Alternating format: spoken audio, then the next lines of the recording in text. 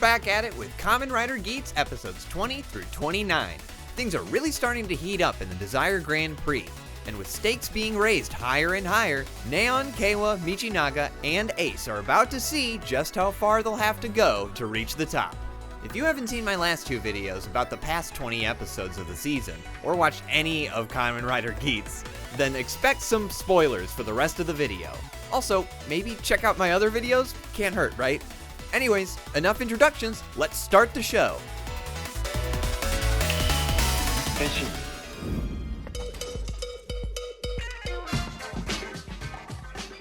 We open with the next game in the hunt for the Desaster. Civilians around town are being delivered packages by Yamato delivery drivers. Inside these packages are bombs disguised as fruits, and they're set to detonate at sunset. Everyone races into the city to find the Yamato delivery drivers. And after Lopo and Nago break off from the team to give chase, the Desaster makes their first move on Geats and Tycoon. After everyone regroups and the Yamato get away, Keiwa leads everyone to his sister, Sarah, who is trapped by a fruit time bomb. While everyone searches for a safe way to defuse the bombs, Neon's parents watch on from the pocket dimension of overexposed shapes. She's pissed because she's worried for Neon's safety, and he's pissed because he's always mad. Back at the Yamato garden, the caretaker has delivered Michinaga's body, and after attempting to turn his ID core into a Yamato, he's stopped by a DGP sponsor representing the Yamato. Now that Michinaga has used the Yamato buckle, he's half Yamato, half human, meaning that Biroba steps in to be his sponsor. Tycoon splits off and defuses the time bomb before sundown, with Buffa and Geats having a wild fight that showcases some really stellar moves.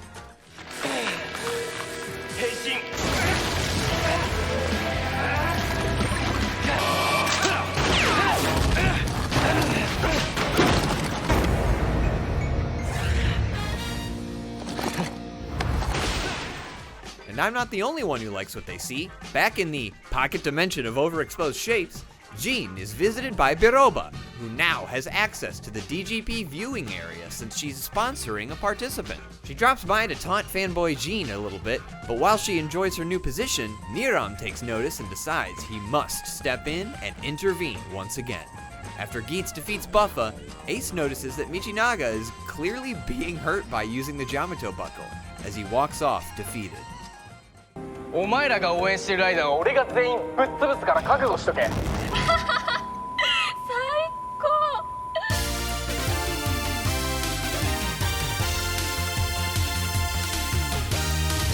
Biroba starts episode 21 by introducing a familiar face, Isuzu Daichi. Since he's such a rude dude and hates Kamen Riders, he'll be perfect to help take down our heroes. The time bomb game continues, as Sai's family is delivered a melon-shaped bomb. Ace meets up with Niram to discuss Buffa's antics over some dinner. While they eat, Ace infers that the staff of the DGP aren't from this time period, and just the thought alone ruffles Niram's feathers. Just as Neon and Sai are able to track down the Yamato they're looking for, Sai confronts Neon about the identity of the Desaster. When backup arrives to save her family, Lopo steals the fever buckle from Tycoon and takes out the Yamato herself. Before Michinaga can arrive, he's cut off by Niram, who intends to wipe the slate clean of Michinaga. He pulls out the Vision Driver and transforms into not Kamen Rider Glare, but Kamen Rider Gazer. Innovation and control. Gazer.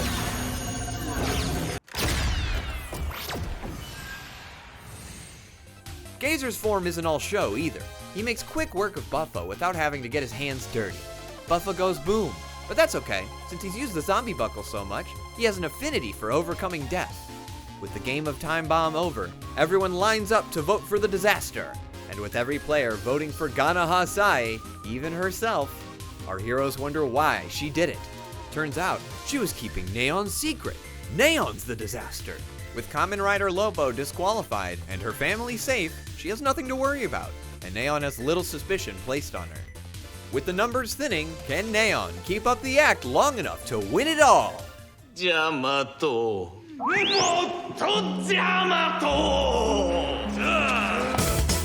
Everyone is relaxed as we open episode 22. Without a Yamato attack for almost a few days, viewers are getting bored.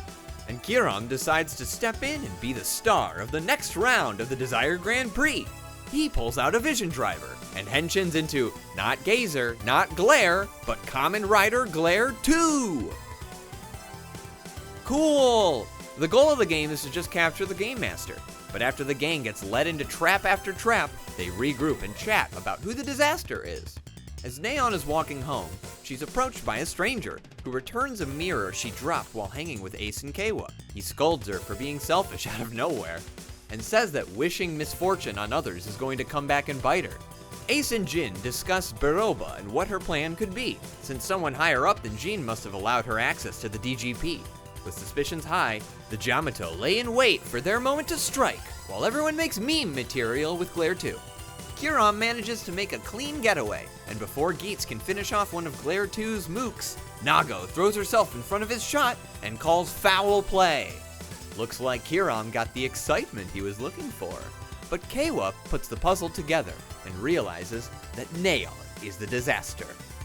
But while Neon is backed into a corner, so is Glare 2, as he loses the vision driver to Buffa, Naj Sparrow, and Biroba. A victory for Team Jamato, but not before we get an appearance from our fanboy Jean and a brand new driver, the Laser Raise Riser. The Laser Raise Riser. Laser Raise Riser.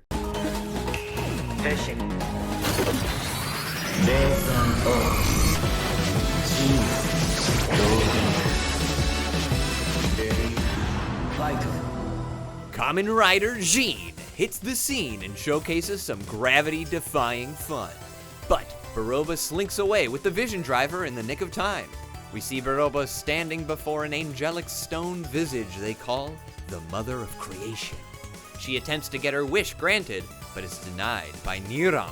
Apparently, you need the permission of both users of the vision driver to grant a wish. So, Biroba will have to get her hands on both of the drivers over Niram's dead body. Without a vision driver, the DGP is put on hold. The higher-ups are shell-shocked and in a panic, send our riders to the Jamato greenhouse to retrieve the vision driver. At the greenhouse, Team Jamato discusses their history. The caretaker and all the Jamato are a part of the DGP as much as the riders are. They're created to be destroyed as pawns in the higher-ups games. One day, the caretaker started wishing for a world where Jamato could have their own lives, and thus, he and Biroba defected. After spilling the beans of the Jamato secret to Daichi and Michinaga, they both look visibly shaken by it. But we don't get to hear the details. Meanwhile, our riders meet up with their supporters. Kawa gets the boost buckle as a gift, while Neon arrives to a flower-filled, say it with me now, pocket dimension of overexposed shapes, with a letter from Kyun, the name of her supporter. It seems the man she met before in the street likes to admire her from afar rather than meet face to face. Jean gives Ace the gift of friendship by tagging along for some Jamato fighting as they storm the greenhouse. But they're cut off by Buffa, who is resolved to protect the Jamato. While Jean admires the fight from the sidelines, Biroba comes up to taunt everyone once again. But Geats catches her saying some pretty juicy gossip. どうせすでに終わってる大昔の世界なんだから。 Scandalous. After finally getting some answers, Ace puts it together that the DGP faculty are actually from the future. But not any time of any consequence. The far distant future. A time so far in the future that it studies our time like a history book. With the cat out of the bag, Biroba decides to strike a dope-ass henshin pose and blow everything up. 変身。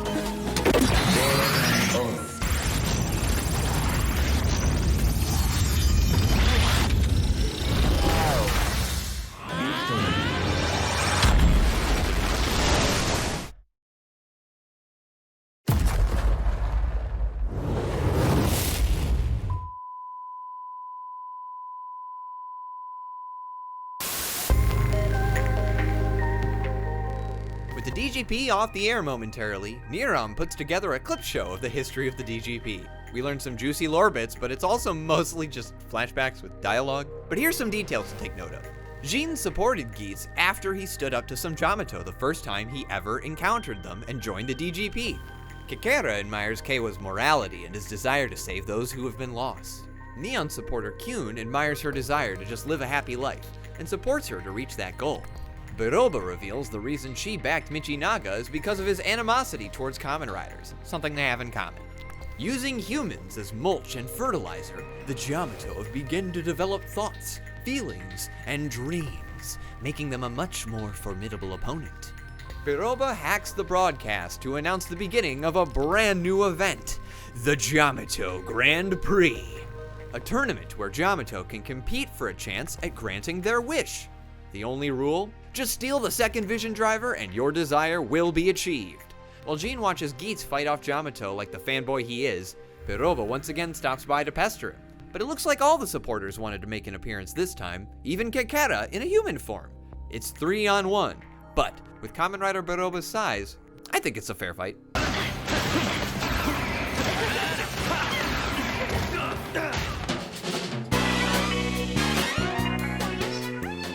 The Yamato Grand Prix begins. Our Yamato line up and receive their mission for this round of the JGP. Man, it sounds so weird to say that. Each Yamato is tasked with causing mayhem in one of 4 ways for points. Whoever has the most points once the vision driver is obtained is the winner and gets their wish granted. Before everyone sets up, Michinaga is followed by a familiar Yamato that has taken another familiar form. The Night Yamato reveals his human form to be Michinaga's deceased friend, Toru.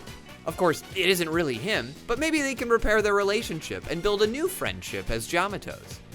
Our friends set out to defend some citizens from Yamato, who are attempting to plant 6 turrets around the city and wreak havoc on the populace. However, they only have 3 rounds to complete their task. After defending successfully in round 1, our riders meet up with their supporters again to talk about festivals and parties. Apparently, the supporters are from so far in the future they have no concept of what a celebration would be or why you would feel the need to throw one. Kyun and Neon begin to butt heads in person even though they were getting along so well over text. Niram and Neon's father discuss what their next move is, and Niram contemplates just resetting everything. This angers Neon's father, insisting that Neon get her wish fulfilled, but he's stifled after Niram mentions the DGP already gave him a daughter. What could that mean? Michinaga and the Night Yamato start reminiscing about Toru's past and their relationship. All of his memories are still intact, his feelings, his jokes, all of them. Michinaga doesn't seem perturbed by the idea, so maybe they're starting to rebuild something. Once round 2 starts, Geats and Jean team up against the Night Yamato and Buffa, and Michinaga gets his hands on a raise buckle. Finally!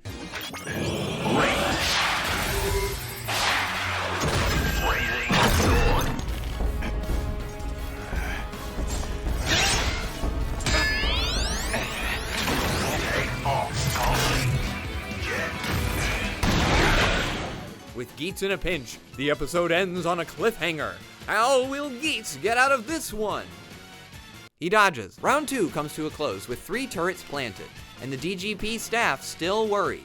Niram wants to step in again, but Ace won't let him. Jean is even like, hey yo bro, let me in on this. But he's scolded for only fighting for fun and games.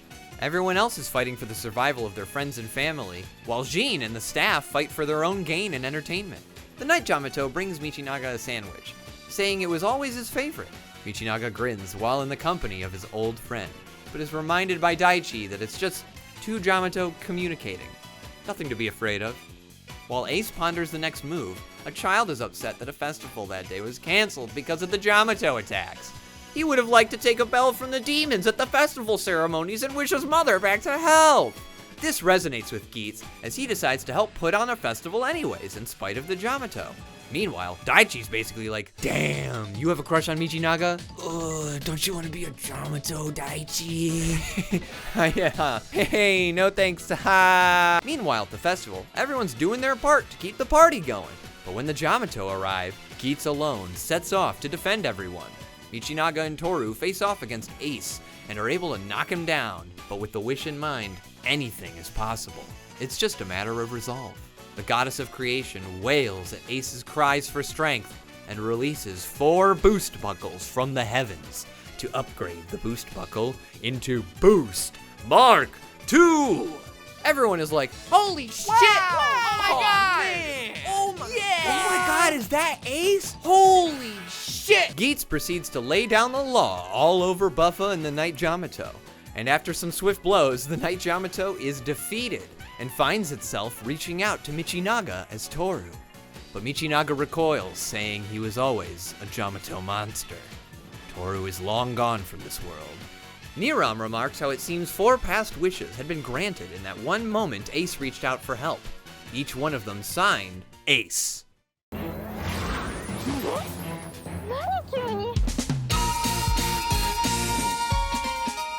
Now that Ace has his brand new power-up, he catches some Z's in the DGP break room. But when he's awoken by Keiwa and Neon, he's caught off guard. Seems like the Boost Mark II is draining him more than he anticipated. Beroba starts the JGP's next round, the Sengoku game. No, not that Sengoku game. The DGP's Vision Driver and Niram are placed in a castle, and the Yamato are tasked with breaching the fortress and taking the Vision Driver. As the siege reaches Niram, Geats steps in and uses Boost Mark II to swiftly deal with the problem. After the round finishes, Ace collapses with no energy left to spare. Back at the DGP waiting room, everyone starts putting together what they know about Ace's past. After Jin does some digging, he approaches Niram to test a theory of his. Jin posits that there were players in the past that wished for a reincarnation of themselves to have the resolve to save our world one day. And funnily enough, those players' names all happen to be Ace. Ace must have reached out for their help in that moment and granted those 4 wishes all at once when he needed it. Niram confirms Jin's theory, while Kiram attempts to get his Vision Driver back. He royally fumbles the bag though, and ends up giving Beroba his thumbprint, allowing her to transform with the Vision Driver. Oops! Jin asks Ace about his past, and reveals everything he gathered about the player named Ace. Ever since his first life, Ace has been reincarnated in hopes of finding his first mother, Mitsune. Jin is excited at the prospects of Ace finding his mother, saying it stirs his heart, but Ace reminds Jin that just because he's from the future doesn't mean he can look back on these times as if their lives are just stories. Ace wanders off and gets caught by some Yamato riders and Beroba, who intends to finish him off once and for all. Luckily, Jin jumps in to protect the tired Ace, but things get a little harder to handle when Beroba decides to get serious. With her being able to transform into Glare 2, she makes quick work of Jin and moves toward Ace to finish him off. With Ace in a pinch, the episode ends on a cliffhanger again. How will Ace get out of this one? Tycoon comes in and blocks the shot. Nago and Tycoon escape with Jin and Ace, and once they recover, they have a heart-to-heart about Ace's past. After his first mother left, Ace's life met its end, but he awoke in another life where his parents named him Ace once more. No matter what the circumstances, he'd always find a gold coin from his first life and treasure it. He wonders why he's been cursed with this life, why he must continue living without his mother. He knows he'll die, but that he'll also be reborn again. Why? Jin takes these sad words to heart and begins to cry, something alien to people of the future. When Ace was near death, he felt sorrow and fear for truly the first time. He now realizes that admiring the struggle for life from afar was wrong. As round 2 starts, Niram changes his approach and decides to go on the offensive with the other riders and take down Beroba. After making it to the Yamato castle, Beroba transforms into Glare 2 and faces off against Geats. But after being exhausted from using Boost Mark II, he once again falls limp. Jin steps in and decides to fight for Ace and offers his Laser Raise Riser as an antidote to the side effects of Boost Mark II, which it was nuts when I found out that you could just plug in the gun to the belt. I didn't know it was a buckle. That's awesome. Instantly, Ace focuses up and henshins into his new form, Laser Boost.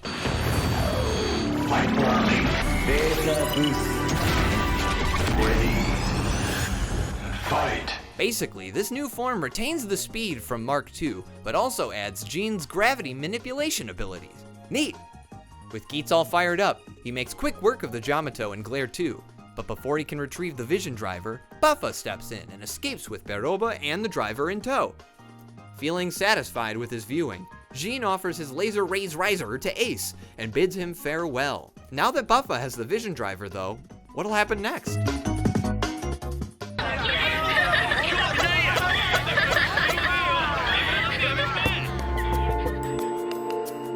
We open episode 29 on the day, April 4th, Neon's birthday, while Ace and Keiwa shop for gifts. Keiwa notices a Yamato with a red cloth taunting them. They give chase, but are split up as Keiwa runs ahead past a force field that cuts off Ace. Now alone, Keiwa realizes he's been led into an arena where the next round of the JGP will take place. Today's game, a bullfighting game. Yeah, of course you came up with this one, Michinaga. Whoever the Matador Yamato attracts to the ring will have to face off against a team of Yamato in 1v1 combat. But after the start of the round, Tycoon is tricked by a secret second Yamato hiding underground. He's ambushed and ends up losing the battle, leaving him captured.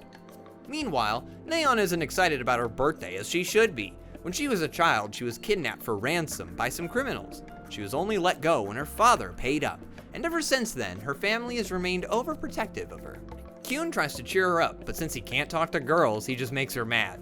While he's off contemplating his role as her supporter, Neon's father arrives and asks for Kyun to continue supporting his daughter. Ace decides to look into Neon's birthday himself, and ends up crossing paths with her father laying flowers at the site of Neon's kidnapping. When Ace tries to confront Neon about her birthday, she's led off by the Matador Yamato. Before she can cross the threshold into the arena, Ace steps in front of her. Throwing off Team Yamato's plan, round 2 will be between the Bishop and Ace instead of Neon. While Ace fights and reveals that the Yamato rigged this match, Beroba decides to surprise everyone with some information about Neon. Or rather, not about Neon, but about another girl, Akari. Kurama Akari. 11 years ago, when Akari was kidnapped and held for ransom, she was found dead at the scene.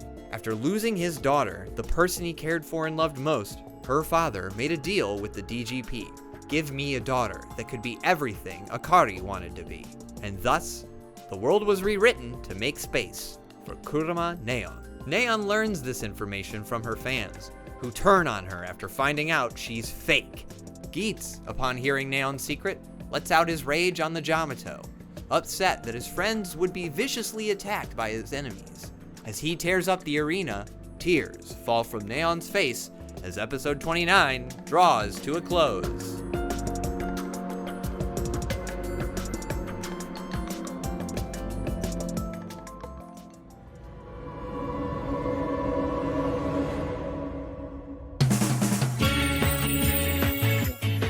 Okay, no doubt about it, this batch of episodes is way more exciting than the previous 2 batches. Now that we've broken out of the classic DGP format, there's a lot more room for creative fight scenes and scenarios.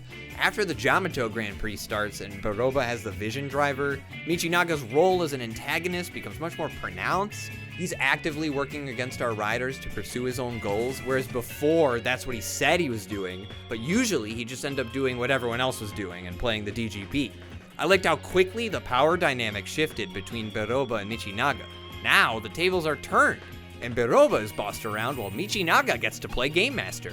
The resolution to the Disaster section was kind of middling. It almost feels disappointing that we only got a soft conclusion to that storyline, but I guess I'd be more upset if Ace just ended up winning again. Also, the only lesson learned from that entire scenario was wishing misfortune on others is wrong, and while I agree, literally everyone was placed in a scenario where you could only attain your wish by getting other people voted out, so you win in the end. And that seems like the only scenario where you should wish misfortune on others. But whatever, it was still an exciting arc, and I enjoy how we don't actually get to see this particular DGP come to a close. After Kamen Rider Lopo voted herself out of the DGP, I realized that while I enjoyed having her and Naj Sparrow around, I found her self-sacrifice a lot less impactful than I had hoped for. She was a cool character, but beside her motivation, she was kind of flat. And without Sai or Daichi to antagonize her main cast on Team Rider, I feel like the show will have a bit more focus and a lot more to offer. I'm finding that just following our main 3 cast and Buffa is more than enough to make a truly engaging story. That isn't exactly the fault of the extra characters. Early in the season, having so many characters gave me a feeling of suspense for who would stay and be a threat and who would be sorely missed. But now that we have Neom's secretary, Kiram, Neon's dad, Neon's mom, Jin, Kakera, Beroba, Kyun, Sumuri, Sarah, Neon, Keiwa, Ace, and Michinaga, it can be a lot to follow, so it feels like the show is sometimes at capacity when it comes to characters. Our main cast is affected by this too. Keiwa's development throughout the show so far has been almost non-existent in a power-up sense. The same can be said for Neon, but it's clear with episode 29 that she will be getting more focus in the upcoming episodes. And I know last batch of episodes, Tycoon got to use Jet and Cannon, but it still doesn't feel like a good enough power-up specifically for Keiwa. Speaking of characters, let's talk about all the supporters real quick. For fun, I'll talk about them in order of my favorite to least favorite characters. Jean. After we see Jean falling over Geats as a concept, him feeling the dread of watching your hero die made me like him a lot more than before. Plus, seeing his rider form certainly swayed my opinion slightly. I enjoy how excited he is to watch fun fights and be a part of them as well. Having his ability be gravity is also a neat idea, kinda unique, and they use some pretty slick shots to pull that effect off. Adding his powers to Boost Mark II was also a welcome addition, but I'll talk about that more later. Peroba. Design-wise, I think they nailed the look with her. Her mocking others and stirring the pot makes for some great villainy. Her rider form being humongous is kind of fun, but I've never really been a fan of the mech power-ups or gimmicks in Kamen Rider, and this form definitely gives me those vibes. Also, the villain always eating is a fun trope. I like how she just is like gobbling jelly beans whenever she gets the chance. She's like... Kakera. As much as I'm not a fan of the pocket dimension of overexposed shapes, I got a lot more appreciation for Kakera when he revealed that he has a human form in addition to his lawn ornament frog form. I like when characters are non-human, but there's so much more hijinks available when the character can like move. It just feels like a missed opportunity to me. It's hard to really pinpoint exactly what his angle is for this reasoning to pick Keiwa as a rider, but his half goofy, half honorable demeanor is starting to grow on me. Although I'm not a fan of how the rider form is just like a little CG frog, I hope we see him in the future with a more Jean adjacent suit down the line. Kyun. I don't outright dislike or hate Kyun's character, but I find him just a bit odd. Like, I'm not quite sure what his character says about the plot of Kodaman Neon.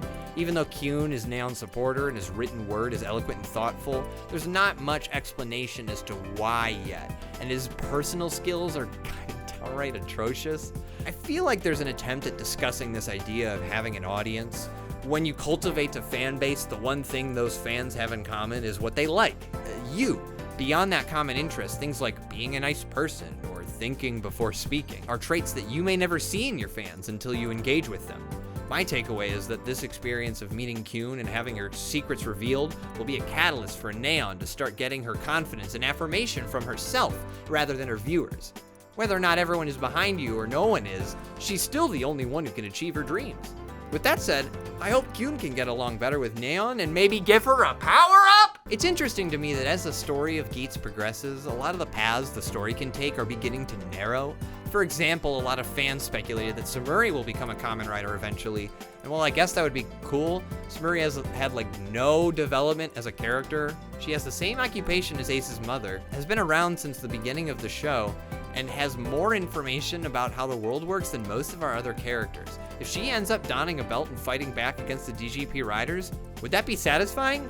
I'd like to see it, sure, but I just don't see it as like a satisfying conclusion. Other than that, with most of the plots starting to thin, I think things are starting to amp up quite nicely, and I am excited for the next batch of episodes. Now, enough about the plot, let's talk toys.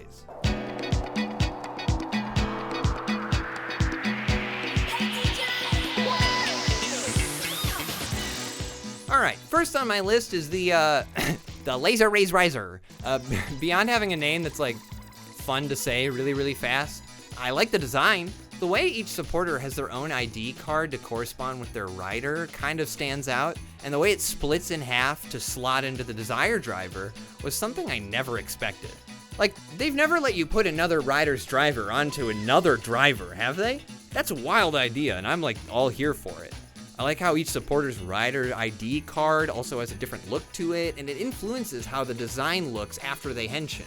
I can't get over how instead of giving us a new rider weapon, the rider turns his driver into a weapon. I think that's sweet. It's so cool, and it's like perfectly shaped to be a gun. When you slot in the Laser Raise Riser gun side into the belt, it just like perfectly looks like a gun. It's awesome.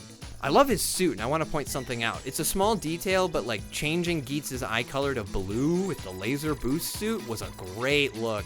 The way he wears the white parts of his suit almost looks like a robe, kind of makes him seem more elegant. The ability to use gravity, just like Jean, is a power-up. I feel like we haven't seen that in a Mean Rider before, other than like Forze maybe? Maybe a little bit in like Revice, but other than that, I think it makes a lot more sense with this power-up than in Revice. Forze, it made more sense because it's like magnets, but you know what I mean. Either way, I think Laser Boost is pretty damn cool. Boost Mark II is honestly super cool. I love the exhaust pipes on the face, I love the yellow eyes with the red motif. During his reveal of when Ace actually got the Boost Mark II buckle, I love the sound design that's on display. The way the boost buckles rain down from the heavens and make those like racing car noises.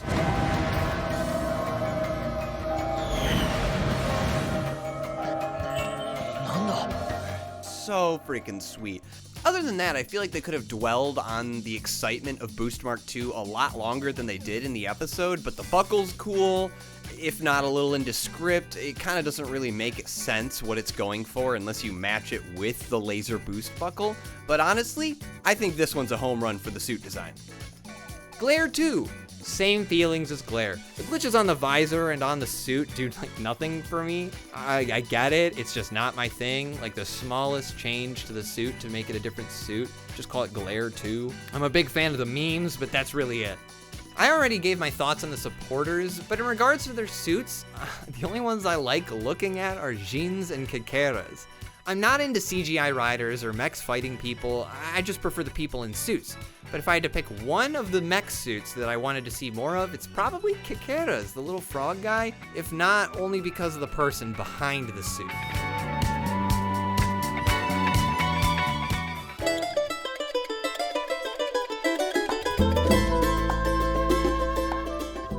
Once again, I'm behind on predictions.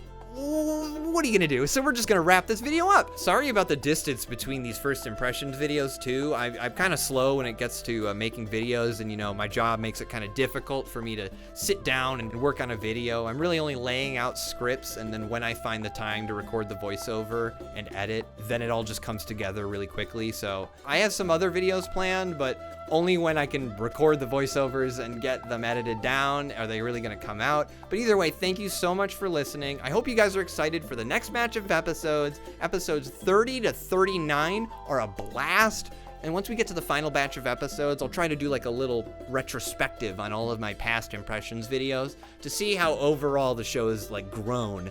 Either way, thank you so much for watching, and please like and subscribe. Leave a comment. Did you think the plot's going to hash out the way it is? Let me know in the comments down below. For now, I'll see you guys next time. Ciao.